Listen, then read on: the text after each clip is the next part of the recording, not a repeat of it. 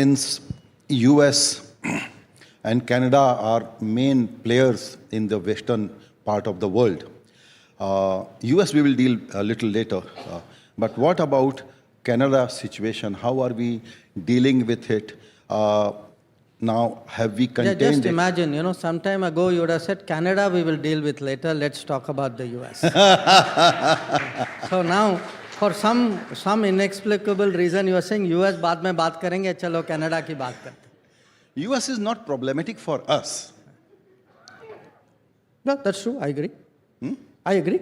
Yeah. US is not problematic for us. But Canada is, even though it's a lightweight. Unfortunately, I agree there also. But such a wonderful people-to-people relationship, and now it is a struggling economy and whatever. But why Trudeau will be doing this? I think, that's a question you need to have Trudeau here, not Jaishankar, to answer. I can only speculate. Look, to some extent, I think there is a general Western issue, and to some extent, a very specific Canada issue. I think the Western issue has been, after all, let's be frank, the world order after 1945 was heavily Western. I mean, it was before 45 also in an imperial colonial sense. And after 1990s, it was again very, very Western. So what has happened, you can say, in the last 20, 25 years, is that there is what you can call a rebalancing, a multipolarity. Many non-Western countries have a bigger share, a bigger contribution, a bigger role, if you would, and a bigger influence which will naturally come. So the equations, in a way, between the West and the non-West, I think is changing. And it's not easy to adjust to that.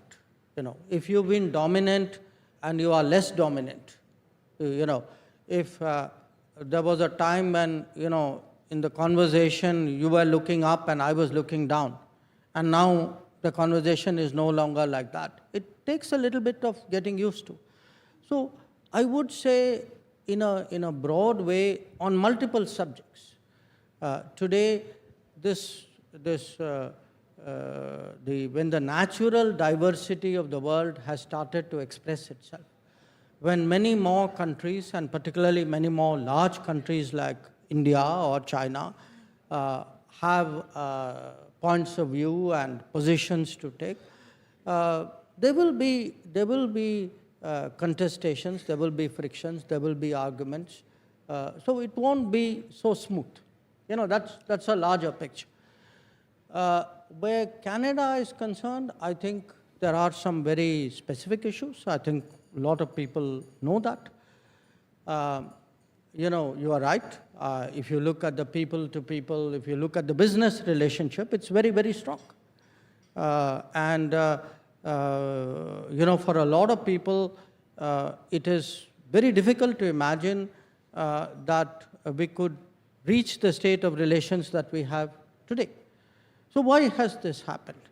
I would say definitely there is some history, for the non-Indians in the room, I should remind you that in the 1980s, Indian Air India plane was blown up flying out of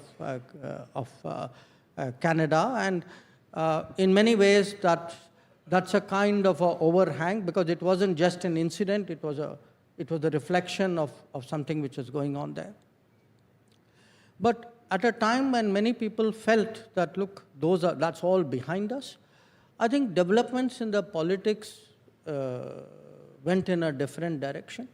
And we are seeing to some degree the consequences of that. So again, I give you the first observation that, the broad attitude versus the specific. And I'll give you 2-3 examples of it. Canada has just